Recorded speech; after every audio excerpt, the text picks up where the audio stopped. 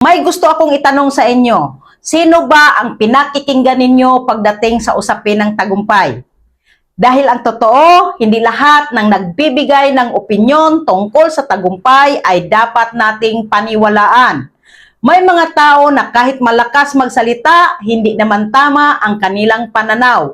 At kapag mali ang pinakinggan natin, maaari rin tayong mapunta sa maling direksyon.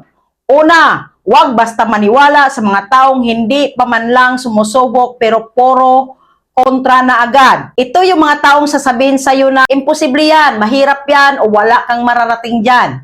Ang tanong, nasubukan na ba nila? Minsan kasi ang nagbibigay ng pinakamalakas na negatibong opinyon ay yung mga taong hindi naman sumubok gawin ang mga bagay na kanilang kinukontra.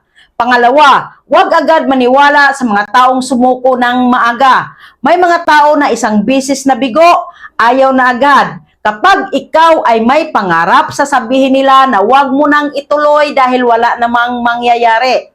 Pero tandaan mo, ang kanilang karanasan ay hindi nangangahulugang magiging karanasan mo rin. Pangatlo, huwag maniwala sa mga taong nakatuon lang sa problema at hindi sa solusyon. Lahat naman ng negosyo, trabaho o pangarap ay may problema.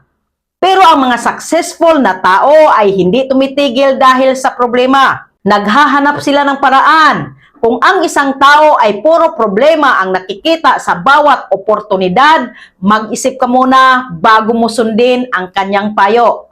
Pang-apat, huwag mong paniwalaan ang mga taong inggit sa pag-unlad ng iba.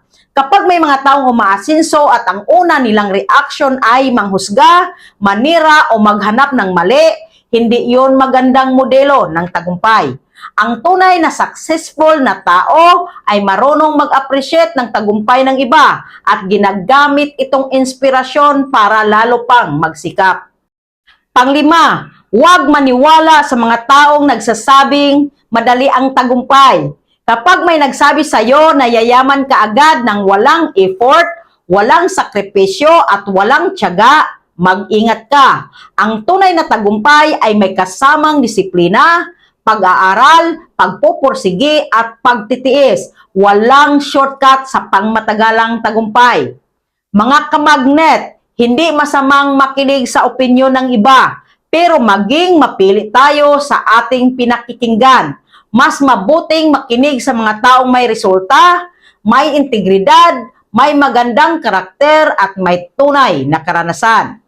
Dahil ang mga taong nakarating na sa gusto mong marating ay may mga aral na makakatulong sa iyong paglalakbay. So ito yung gusto kong iwanan sa inyo. Gusto kong iwan sa inyo ang mensaheng ito. Huwag hayaan ang opinyon ng mga taong hindi naniwala sa kanilang sarili ang magiging dahilan para tumigil ka sa paniniwala sa iyong pangarap.